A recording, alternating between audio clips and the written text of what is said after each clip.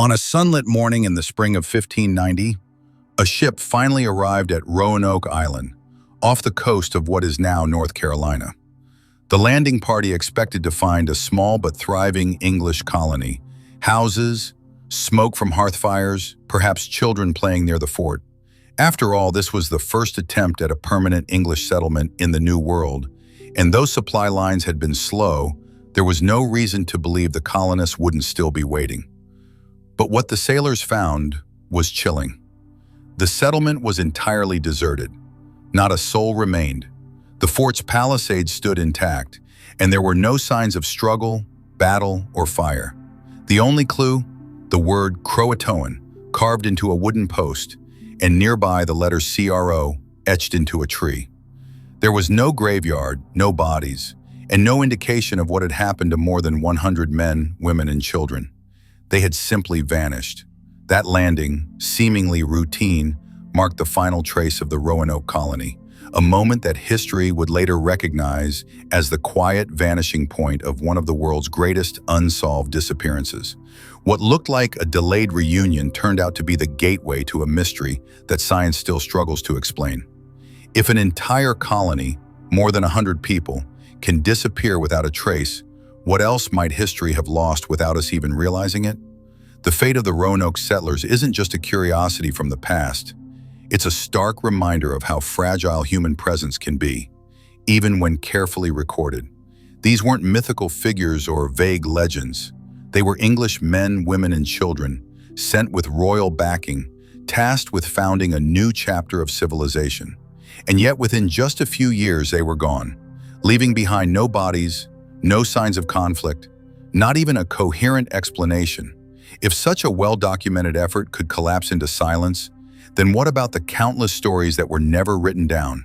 The lost voices of indigenous civilizations, the unknown victims of vanished cities, the unmarked erasures that lie just beneath the surface of what we call history. The mystery of Roanoke stands as a warning. Not everything is preserved. Not every ending is seen. And sometimes, the past simply stops speaking, leaving us to wonder how close we are, even now, to being forgotten. In the closing years of the 16th century, as the great powers of Europe competed for dominance across uncharted oceans, England made a bold claim on the edge of a mysterious continent. Sir Walter Raleigh, under royal charter from Queen Elizabeth I, was granted permission to establish a permanent English presence in the New World. The location chosen was Roanoke Island, a forested barrier off the coast of what would one day become North Carolina. Remote, fertile, and promising, it was to be England's first lasting colony in America. For a nation eager to rival Spanish and Portuguese conquests, the idea of a thriving foothold across the Atlantic carried dreams of wealth, trade, and glory. The first expedition arrived in 1585. It was a purely military venture comprised of soldiers and adventurers. They built a fort and made contact with local Algonquian tribes, including the Secotun and the Croatoan. But within a year, the settlement crumbled. Food shortages, poor relations with native groups, and isolation pushed the colonists to abandon the island and return to England. Still, Raleigh wasn't deterred. In 1587, a second and more ambitious effort was launched. This time, it was not a military outpost. It was a civilian colony. 17 women and 11 children were among the 117 settlers led by Governor John White. They came to plant roots, not just flags. Unlike the first group, these settlers came with tools, seeds, and domestic animals, the building blocks of a new English society. They aimed to live in wooden homes, farm the soil, and build a community under the crown. Among them was Eleanor Dare, the governor's daughter, who would soon give birth to Virginia Dare, the first English child born in the Americas. It was a symbolically charged beginning, full of hope, legacy, and permanence. But even in those first weeks, danger simmered below the surface. The settlers quickly realized they had arrived in a complex and volatile land, one where trust was scarce and survival would not come easy. The challenges were immediate and unrelenting. Food supplies were insufficient, and the expected resupply ships from England were nowhere in sight. The colonists' relations with the indigenous peoples grew tense. While some tribes offered cautious aid, others viewed the newcomers with suspicion. There was also internal anxiety, disputes among the settlers, uncertainty about whether to stay put or relocate to a nearby site with better resources. Governor White, faced with growing urgency, made the difficult decision to return to England for supplies, promising to return swiftly with aid and reinforcements. But fate had other plans. When White arrived back in England, he found his homeland in crisis. The Spanish Armada threatened invasion, and all English ships were requisitioned for defense. Months turned to years. Despite his desperate appeals, White could not secure passage back to Roanoke. By the time he finally returned in 1590, 3 years after his departure, the colony was gone. Not destroyed, not burned, not looted, simply gone. The houses had been dismantled, not destroyed. The area was cleared as if people had left deliberately, but no destination had been left behind. No graves, no bodies, only the cryptic word Croatoan carved into a post and CRO etched into a nearby tree. The settlers, already low on resources and awaiting resupply from England, may have faced starvation within months. Add to this the heavy humidity and storm-prone geography of Roanoke Island, and you have a colony living on the edge of a knife. Even their attempts to grow English crops in foreign soil would likely have faltered. The plants they brought weren't suited to the coastal Carolina climate, certainly not to years of unrelenting drought. Livestock, if any survived the voyage, would have struggled to graze in the marshy, salty environment. In this view, the colony didn't fall in a dramatic conflict or disappear in a single act of violence. It withered, slowly, quietly, silently. But even in this scenario, we encounter walls. If the colony collapsed under environmental pressure, why has no archaeological evidence emerged to confirm mass starvation or improvised survival efforts? In Greenland, for instance, similar environmental degradation left layers of midden heaps, bones, altered diets, thinning livestock, traces of people adapting or failing to adapt. At Roanoke, such material evidence remains elusive. No caches of scavenged bones, no hasty burial sites, no campsites built away from the main settlement. The silence is total. Moreover, Roanoke Island lies on the Atlantic coast, close to rivers and teeming marine life. Native tribes had lived off the land and water here for generations. Did the settlers fail to adapt entirely? Or were they so reliant on supply lines from England that survival outside that structure became impossible? That raises the question, was this collapse environmental or cultural? Even the timeline of the drought leaves questions. If the drought peaked between 1587 and 1589, and Governor White arrived in 1590, could the worst have already passed? If so, and the colony had made it through, where did they go? Why didn't they leave a message of where they were headed, beyond a single word etched in wood? Science provides us the drought, which is sharp, precise, measurable, but it doesn't explain why not a single settler remained. It doesn't explain the absence of bodies, belongings, or desperation. In the end, the weather may have opened the door to disaster, but it did not close the story. War, disease, and famine, the age-old destroyers of civilizations, have all been proposed as contributing to the disappearance of the Roanoke settlers. Of the three, famine seems the most plausible, particularly when viewed alongside environmental stress. But war and disease linger just beyond the horizon of certainty, hinted at in fragments of oral tradition and the psychological landscape of the time. Each holds possibility, but each also fades before it fully explains what happened. Famine likely stalked the settlers from the beginning. The supplies they brought from England were limited and unsustainable, and the soil of Roanoke Island was not well suited to English farming methods. Even before the drought struck, they would have been at the mercy of nature. Without successful harvests, their dependence on outside help, either from indigenous tribes or returning English ships, would have been total. But while famine can weaken and break a colony, it rarely leaves nothing behind. Desperation tends to etch itself into the archaeological record. Makeshift shelters, signs of cannibalism, hurried graves. At Roanoke, these are absent. If starvation occurred, it did so in a way that left no visible scars. Conflict, too, is a viable possibility. The region was inhabited by multiple indigenous tribes, each with its own stance toward the English. The Croatan were seen as more friendly, But others, like the Sikotan and the Dasamangaponko, had already clashed with earlier colonists in 1585. Mistrust and violence were part of the early colonial landscape. It's possible the Roanoke settlers pushed too far, competing for resources, violating territorial boundaries, or simply being perceived as a threat. A coordinated attack could have wiped them out, but again, the silence is too complete. There are no signs of burned structures or destroyed fortifications.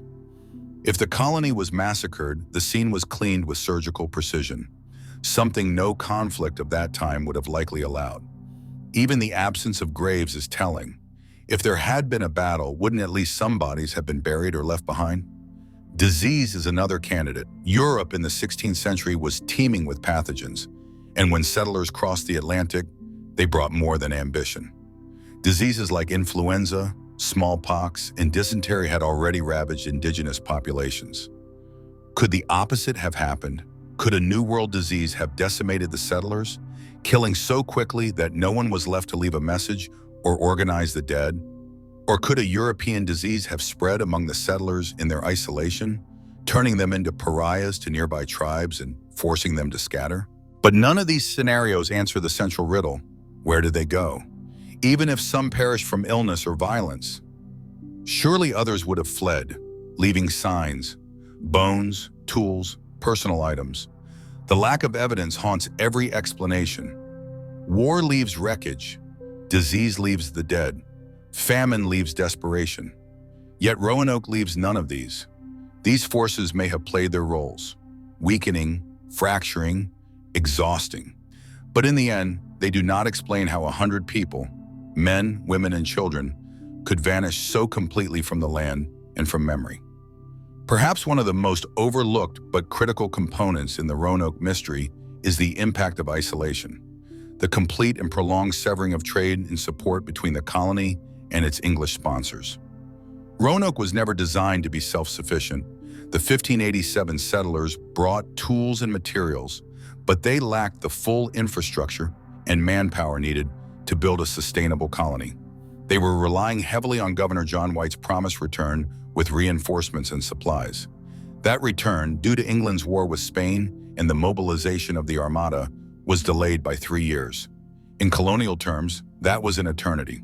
For a fragile settlement on the edge of the known world, it may have been a death sentence.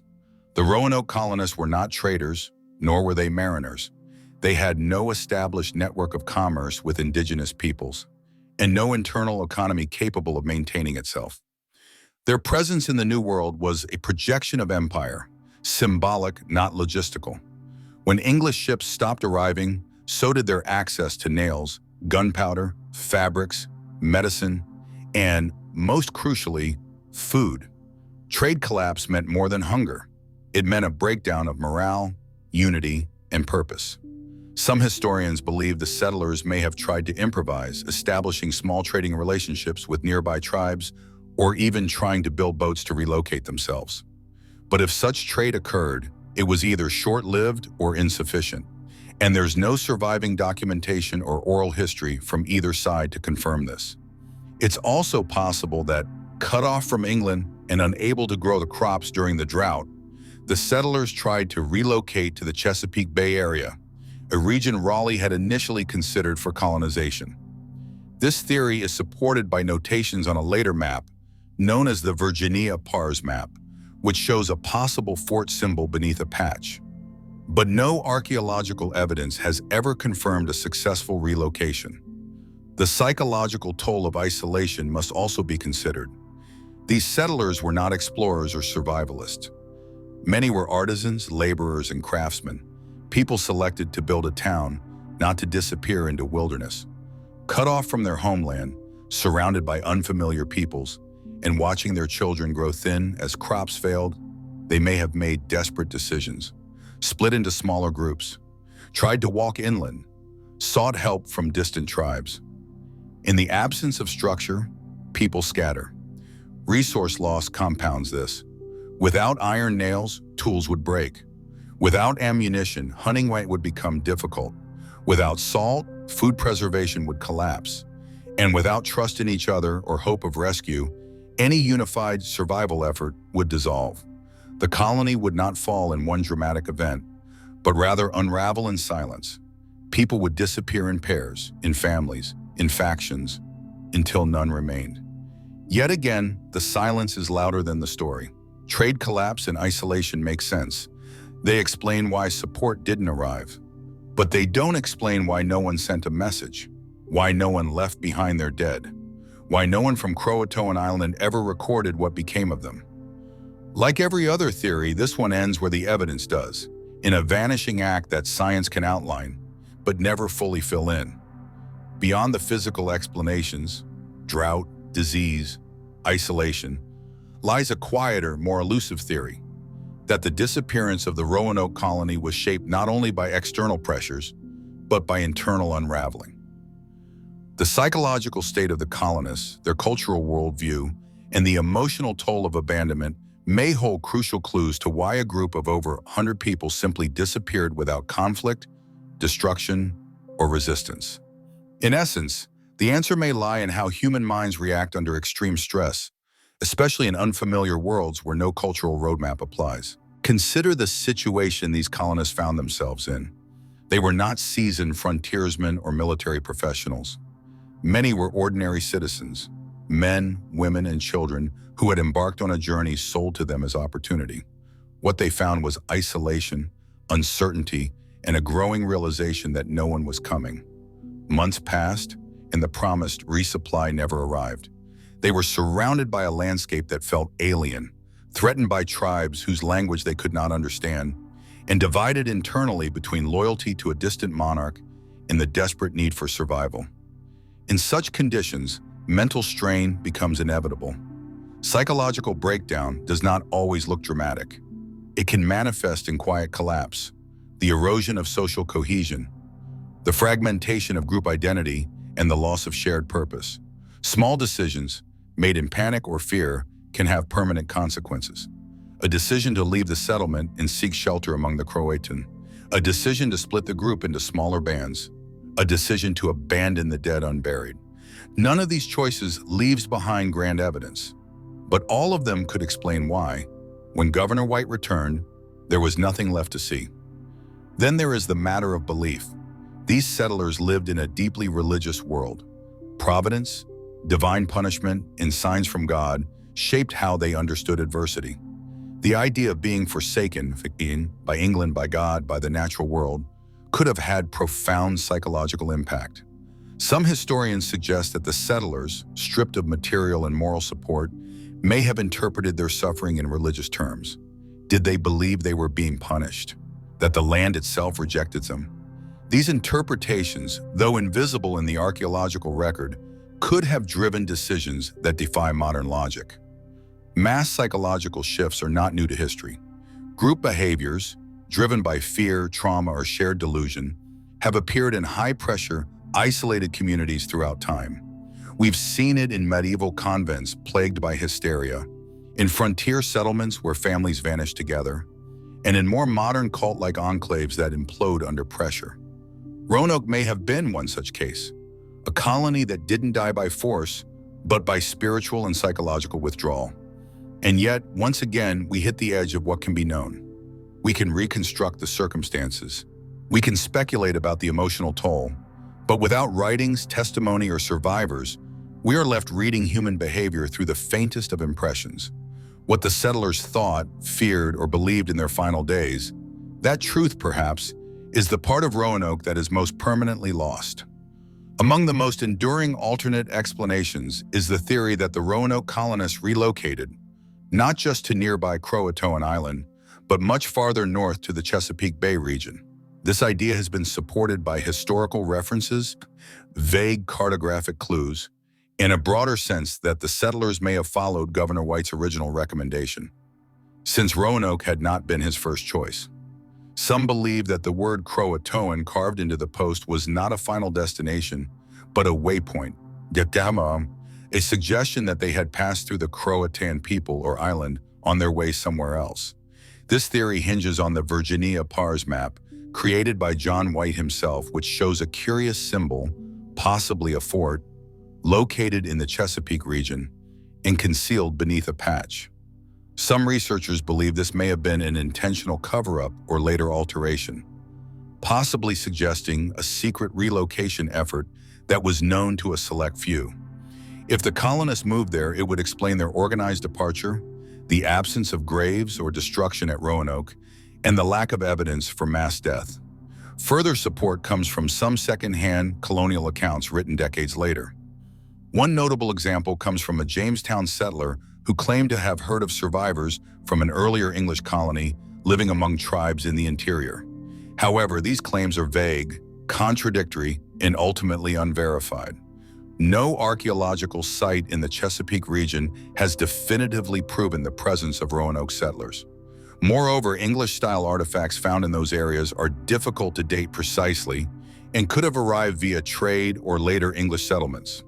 The Chesapeake theory offers a hopeful picture that the colonists survived, moved inland, and possibly integrated or even started anew. But without firm archaeological evidence or records from either the English or indigenous communities, it remains speculative. And the longer the mystery endures, the more the absence of proof becomes its own kind of answer. If they did relocate, why did no one from that group ever make contact again? Why were no letters sent, no messengers dispatched, no names remembered? It seems unlikely that such a move, overland or by makeshift boat, would leave behind so little. The region was populated by tribes with rich oral traditions, yet none of those accounts reliably preserve the story of over 100 foreign settlers arriving and staying. The Chesapeake theory is compelling because it provides a rational, even optimistic outcome. It suggests choice, resilience, and adaptation. But like so many theories surrounding Roanoke, it answers part of the question while deepening others. It shows what might have happened, but not why it left no echo. Another compelling yet equally unconfirmed theory suggests that the Roanoke colonists were not lost in the sense of destruction or displacement, but that they were absorbed, slowly and quietly, into the fabric of indigenous life. This idea proposes that, faced with isolation, hunger, and the collapse of English support, the settlers made a pragmatic choice. They turned to the nearby tribes not as adversaries, but as lifelines. Over time, they may have intermarried, adopted local customs, and ceased to exist as a separate group. In this view, the colony didn't vanish. It blended in. There is some evidence to support this theory, but like much of Roanoke's story, it is frustratingly circumstantial.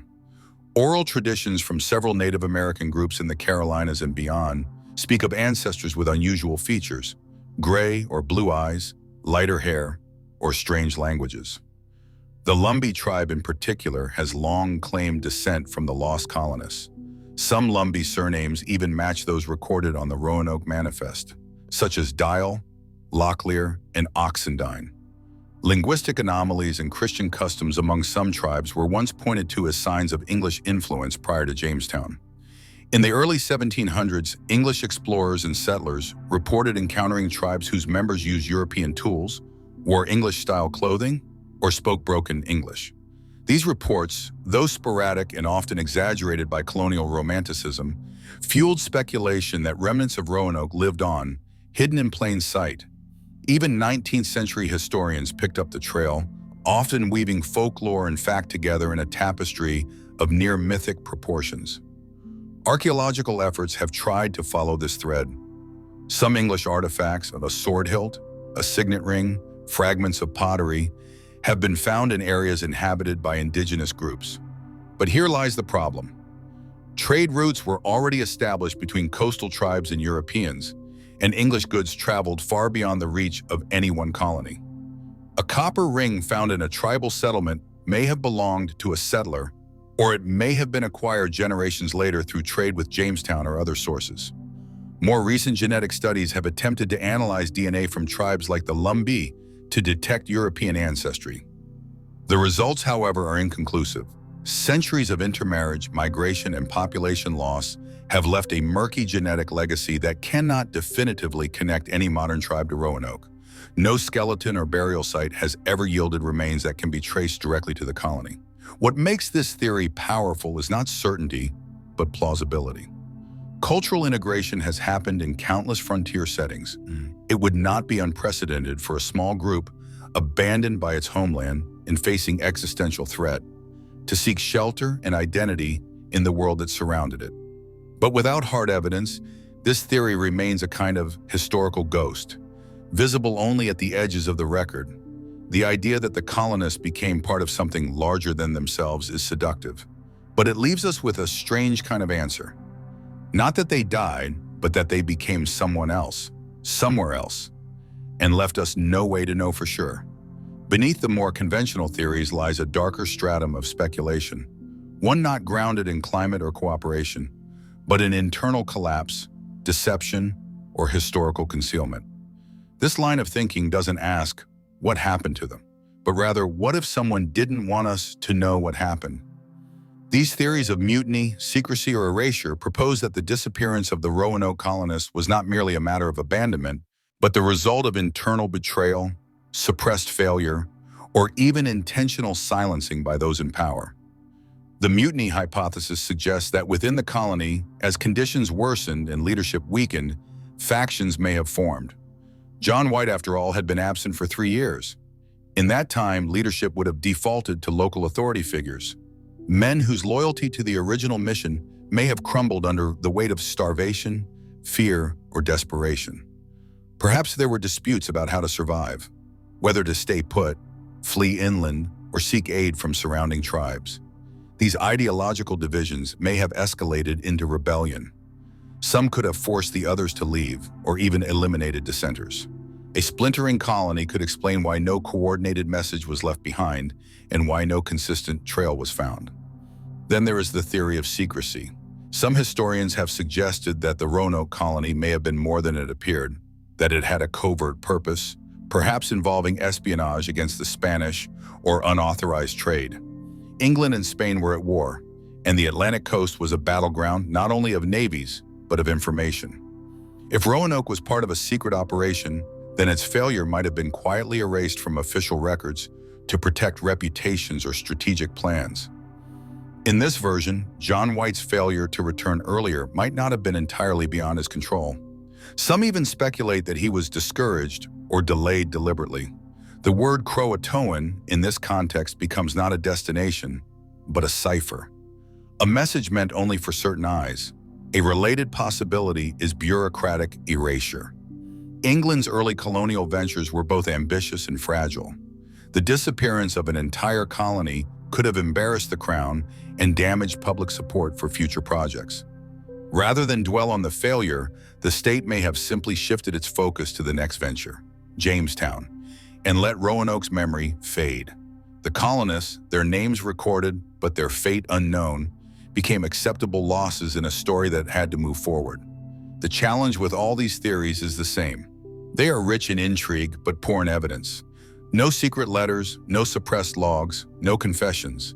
They fill the vacuum of knowledge with shadows and whispers. And yet, they persist. Because history is not just what happened, it's also what was preserved, what was allowed to be known. If someone decided that the story of Roanoke was better left unfinished, we might not even know it. And that possibility, however remote, is part of what makes the mystery so enduring. Perhaps the most haunting element of the Roanoke mystery is not the theories we construct, but the unyielding silence that greets them. For more than 4 centuries, no definitive evidence has surfaced. No letters in forgotten archives. No skeletal remains in shallow graves. No oral tradition passed down intact enough to offer certainty. Every promising lead eventually fades into ambiguity. What we are left with is not just a story of disappearance, but a case study in the limitations of historical knowledge itself. There's something deeply unsettling about that. We're accustomed to viewing history as an accumulation of facts, of dates, of names. The modern world is built on the idea that enough evidence can reconstruct almost anything. And yet, Roanoke resists. It exists on the far side of documentation, in the blurry space between folklore and archaeology, between what was witnessed and what was forgotten. That carved word, Croatoan, is not a revelation. It is a question mark. And in the centuries since, every excavation, every map, every DNA study has only widened the scope of that question. Some mysteries remain unsolved because they are too complex. Roanoke may remain unsolved because it is too empty. The story didn't end in spectacle. No siege, no massacre, no eruption. It ended in retreat, or scattering, or quiet erasure. That's harder to reconstruct. History favors disruption, but Roanoke ended not with an explosion, but with evaporation. This is where we reach the limit, not of science or effort, but of evidence itself. Coastal erosion may have destroyed any shallow graves. Centuries of storms may have scattered the last traces of temporary shelters or canoes. Tribes who may have once welcomed or absorbed the settlers were themselves later decimated by disease and conquest. Oral traditions were lost, interrupted, or rewritten by later generations who had no reason to preserve the memory of 100 missing strangers. Even our most advanced tools, LiDAR scans, ground-penetrating radar, isotope analysis, mitochondrial DNA testing, have yet to deliver clarity. We may simply be asking too much from too little. Roanoke may represent a kind of historical event that leaves no trace, not because it was extraordinary, but because it was quiet, unremarked, and absorbed into the broader human story like a ripple in a vast sea. And so we are left not with answers, but with possibilities. A cloud of competing explanations, none of them wrong, none of them provably right. Roanoke's disappearance has become more than a mystery. It has become a mirror reflecting our expectations of what history can deliver and reminding us that even in the age of satellite imaging and genome sequencing, some truths lie beyond the reach of knowledge. We know they arrived, we know they built, we know they vanished. Everything else is speculation. And perhaps that's why Roanoke endures. Not in spite of what we don't know, but because of it. The story of the lost colony of Roanoke is not just about the disappearance of a group of settlers. It is about the boundaries of what we can ever truly know. It is about how silence becomes its own presence in the historical record, and how mystery, once it settles into the ground, can become more powerful than any confirmed fact. Roanoke leaves behind no definitive ending, no battlefield, no monument, no recovered journal to tie up the loose ends. What it leaves instead is an open space, one that we have tried to fill for centuries with maps, artifacts, theories, and imagination. History is often shaped by survivors, those who remain to write, to speak, to bury the dead, and remember their names. But Roanoke offers us none of that. The colonists left no words, only the vague impression that they were once there and then gone. It is a reminder that not all human stories are preserved, that entire communities can slip beneath the surface of history without fanfare or remembrance. Even today, with all our tools and all our technologies, we remain at the mercy of the evidence that endures, and the much larger body of truth that doesn't. We return again and again to the idea of what might have happened. We construct theories from fragments and build narratives from gaps. But in doing so, we confront something deeper, our discomfort with not knowing.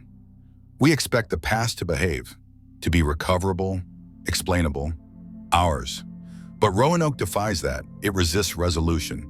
It does not hand us an ending, and maybe that's why it continues to haunt us. Not because it's unfinished, but because it cannot be finished.